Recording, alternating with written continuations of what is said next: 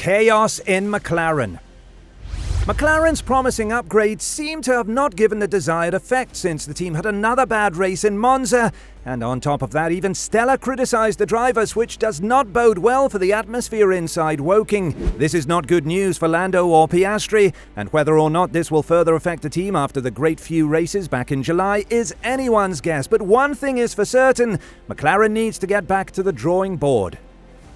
Back in Silverstone, McLaren had improved so much that even Hamilton labelled the MCL60 as a rocket ship. This was a huge turnaround from the very weak and below average car the Papaya team had at the start of the season, where McLaren themselves admitted that they don't expect it to be in competition for the top. So that's why everyone expected McLaren to fail at the start, which in all honesty they did. However, the Silverstone and Hungaroring races proved everyone wrong, and maybe gave faith to the fans that in this boring season, at least we can add one more team to the flight for the second best team on the grid. However, the Spa and Zandvoort races showed that you need much more than a good car to compete for the top, as the Woking side heavily failed their tactics and barely made it into points in both races, with Piastri even retiring the car in Belgium. All predictions before the Monza race were that McLaren was going to struggle here, and they were right, but in all honesty, this is one of the weakest tracks for the MCL60. Before the summer break, McLaren focused on updating the car to add downforce, which left no time to design a separate low drag package. Consequently, their MCL60 struggled on the long stretches at Spa, hindering Lando, Norris and Oscar Piastri from competing effectively with opponents. To prevent a similar issue at Monza, where aerodynamic efficiency is even more critical, the team had chosen to make major adjustments to their existing low downforce design instead of creating a brand new Monza-specific package. They've made substantial changes, especially to the rear wing layout, trimming it considerably to minimize drag and removing its bottom spoon-shaped section. McLaren informed the FIA that they've introduced a lower drag rear wing assembly with an offloaded main plane and flap. Additionally, they added a new flap setup, which offers the team two trimming alternatives, and have modified the rear wing end plate. Rear corner winglets have also been reduced, and to maintain aerodynamic equilibrium, they've adjusted the front wing flap to match the changes made to the rear. But even with all these minor upgrades, McLaren still struggled in Monza, and that's not the worst thing even. On lap 24 of 51, the McLaren pair came to blows at the first chicane, as rookie racer Piastri rejoined the Monza track alongside earlier stopping Norris in a dice for what was then 10th position. With Piastri on the inside at the tight first apex, the front right of the Australian's MCL60 glanced his teammate's side pod.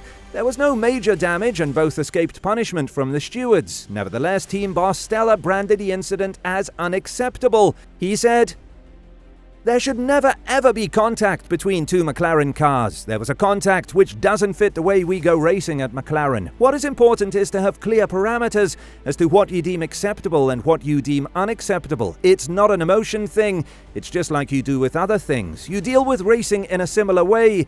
This is very clear that for any driver, there's something bigger than them. It's the team." Stella added that McLaren did not necessarily need to take urgent action in response to the bash, and considered whether Piastri had misjudged emerging on colder, hard tyres.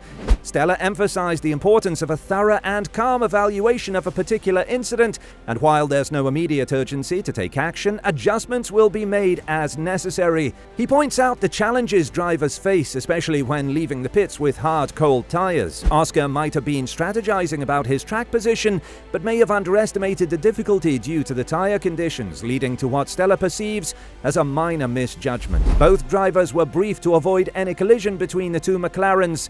Stella acknowledges that mistakes in execution can happen to anyone, suggesting it was an unintentional error rather than a deliberate action. However, when asked whether McLaren's undercut strategy for Norris had created the scenario, Stella said it remained inexcusable for drivers to affirm themselves by placing the team at risk.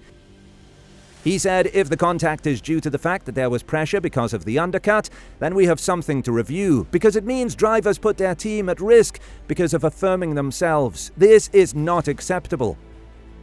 While the Hamilton and Piastri incident, which ultimately ruined Oscar's race, was entirely the Britain's fault, it's well known that McLaren has massive drag issues and they are slow on the straight, so it wasn't surprising that they couldn't pass Albon, a feat which might have even prevented the Hamilton-Piastri incident in the first place. McLaren knew that they wouldn't be competitive in Monza. Their car is not developed for this kind of track, and on the flip side, the Williams in Albon's hands is an incredibly fast car on the straights. The contact between Piastri and Norris, we can blame the team for that, as they pitted Norris first so he could undercut him, again like they did in Budapest, and this meant they'd end up wheel to wheel, one on cold tyres fresh from pits, and you see the result. Had they simply pitted Piastri first, there would be no collision, because the Australian would be ahead. There was no reason to pit Norris first, other than of course team orders being enforced, which you never like to see. McLaren can't give preferential treatment for one driver over the other if they're evenly matched. Piastri and his management have shown in the past they'll just simply leave for another team if they feel unhappy about a situation. McLaren is facing interesting times ahead. At a glance, they have young drivers in Oscar Piastri and Lando Norris who maybe are inconsistent, but have shown that they have what it takes to win. Despite Norris not having won a Grand Prix, his track performance is noteworthy. It's also notable that Lando's contract with McLaren extends to 2026, aligning with significant engine regulation changes. Yet there are speculation that Red Bull Racing has set its sights on Norris, and while Norris's loyalty to McLaren is deep-rooted, having grown in their driver academy, there's a sense that he might be evaluating his options due to the emerging competition within his own team. Oscar Piastri has been a revelation this season. Far from just matching Norris, Piastri has been outperforming him. The young Aussie's meteoric rise, coupled with his wins in Formula Renault, Formula 3 and Formula 2 consecutively, suggest he is a force to be reckoned with. Eddie Jordan, the former F1 team owner, has plenty of praises on Piastri, even envisioning him as a potential teammate for Red Bull star driver Max Verstappen. When questioned about a potential switch to Red Bull, Piastri maintained his satisfaction with McLaren. However, the allure of Red Bull, especially if Verstappen chooses to retire by 2028 as speculated, is undeniable. Amidst this, Sergio Perez's future at Red Bull hangs in the balance, influencing who will join Verstappen in 2024. And while Daniel Ricciardo's name is floated around, Jordan is skeptical and sees Piastri as Red Bull's prime target. Do not be surprised if there's a seat available at Red Bull, of course where Mark used to be. Don't be surprised if Piastri, is named in front of the public eye in the future. I don't see it. Ricciardo, they had that chance before, and Red Bull don't usually go back in time. They have a very forward vision.